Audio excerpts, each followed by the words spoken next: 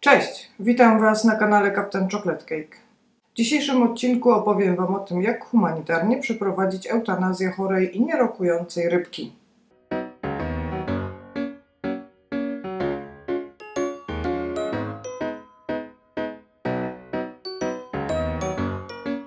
Dzisiejszy odcinek będzie trudny, ale myślę, że bardzo potrzebny. Decyzja o uśpieniu chorej rybki może być bardzo trudna i stresująca dla nas. Żeby podjąć właściwą decyzję, musimy sobie zadać kilka podstawowych pytań. Po pierwsze, jaka jest obecna jakość życia naszej ryby? Po drugie, jaka będzie, jeśli nawet uda nam się ją uratować? Po trzecie, czy w ogóle jest jakakolwiek szansa na ratunek? Czasem eutanazja to najlepsze rozwiązanie, jakie możemy zafundować swojemu pupilowi. Pozwalanie na zdychanie mu w cierpieniu jest decyzją okrutną i bardzo samolubną. W dzisiejszym odcinku pokażę Wam najbardziej humanitarną metodę, jak zrobić to w domu, ale także omówię kilka innych metod, które są dalej polecane, a nie należą do metod najbardziej humanitarnych. Oczywiście najlepszym rozwiązaniem jest pójście do weterynarza i poproszenie go o pomoc. Weterynarz zwykle wtedy, jeśli w ogóle mamy taką możliwość i takiego weterynarza, który się zna na rybach, będzie stosował środki znieczulające, anestetyki, ale w bardzo dużej dawce, to tak zwane przedawkowanie. My też możemy zrobić coś podobnego środkiem, który jest dostępny u nas na rynku, w sklepach ze zdrową żywnością czy w niektórych drogeriach. Jest to olejek goździkowy. Jak już wiecie z moich poprzednich filmów, olejek goździkowy może być używany do drobnych zabiegów chirurgicznych w domu. Ma właściwości znieczulające i usypiające. Te właściwości znieczulające, anestetyczne zawdzięcza zawartemu w nim eugenolowi. Jego przedawkowanie może spowodować śmierć ryby. Ta metoda eutanazji ma bardzo dużo plusów, ale jeden główny minus. Musimy dobrać odpowiednią dawkę, żeby mieć pewność, że ryba bezpiecznie i bez bólu przeszła zatęczowy most. Jest to też metoda dosyć długotrwała. To znaczy, że przeprowadzenie całej procedury zajmuje dosyć sporo czasu. Co będzie nam potrzebne do przygotowania? Olej goździkowy, mały słoik z ciepłą wodą, najlepiej taki z pokrywką, napowietrzacz, kroplomierz czy też jakaś pipeta, mały pojemnik z wodą, a najlepiej, żeby to była woda z akwarium, żeby dodatkowo nie stresować już i tak zestresowanej i chorej ryby. Nalewając wodę musimy wiedzieć, jaką dokładnie ma pojemność nasz pojemnik i ile wody nalaliśmy, bo to pozwoli nam ustalić odpowiednią dawkę oleju goździkowego. Na potrzeby filmu nie będę włączać napowietrzacza, gdyż jest bardzo głośny, ale napowietrzacz pomoże nam ogólnie rozprowadzić równomiernie cały olejek po całej wodzie. Do słoika z wodą, ciepłą, będziemy teraz dodawać odpowiednią ilość oleju goździkowego. Ogólnie jest kilka opcji i teorii. Jedna z nich mówi, że na litr wody, ale tej w naszym pojemniku docelowym, używamy 10 kropli, to jest około 5 ml. Inna opcja mówi, że najpierw dodajemy 5 kropli na litr, a dopiero potem stopniowo zwiększamy dawkę.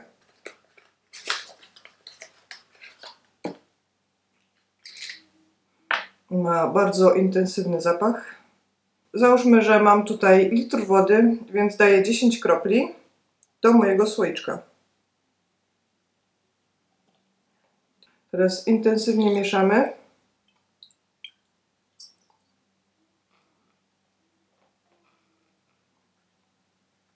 Kolor wody w słoiczku powinien się zrobić troszkę bardziej mętny, czy też jeśli mamy mniej wody, nawet mleczny.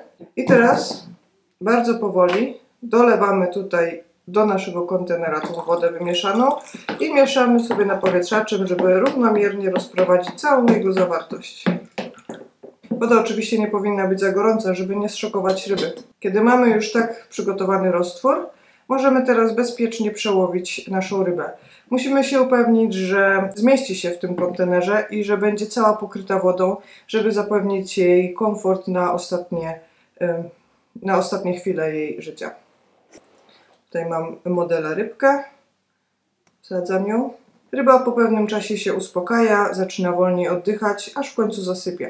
Tak jak mówiłam, żeby mieć pewność, że cała procedura przebiegła tak jak planowaliśmy, najlepiej jest zostawić rybę na jakiś czas jeszcze w tym roztworze i skontrolować po godzinie, że na pewno akcje życiowe ustały.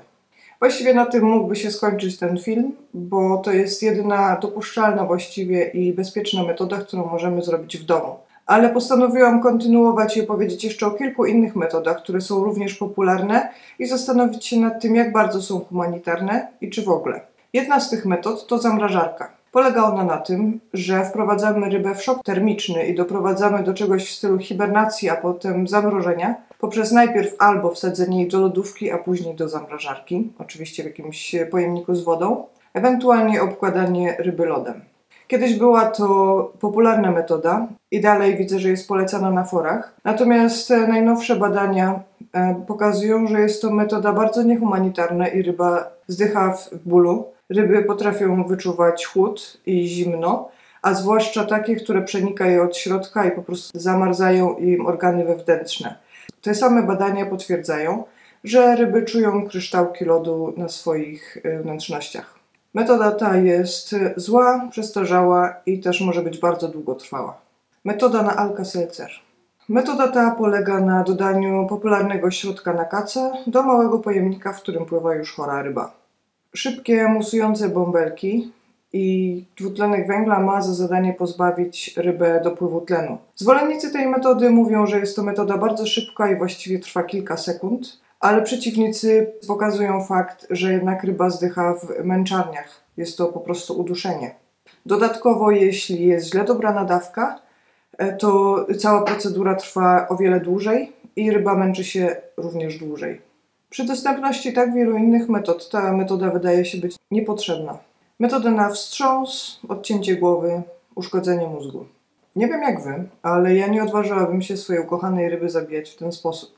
Zwolennicy tej metody utrzymują jednak, że jest to metoda szybka, a cierpienie jest minimalne. Tak naprawdę jedyną dopuszczalną opcją wykonania tej metody jest wykonanie za jednym zamachem, ale też musimy pamiętać o tym, że jeśli oddzielimy rybę od głowy, to ta głowa może jeszcze myśleć i czuć przez jakiś czas, kilka minut nawet. Także jeśli już ktoś decyduje się na taką metodę, trzeba by równocześnie uszkodzić mózg ryby. Jest to metoda dość drastyczna, chociaż też często używana u właścicieli większych gatunków ryb. Inne metody są jeszcze mniej humanitarne. Jedną z nich jest spuszczanie ryby w toalecie. Jest to metoda zupełnie niedopuszczalna, zwłaszcza jeśli mamy do czynienia z rybami zimnowodnymi, takimi jak welony.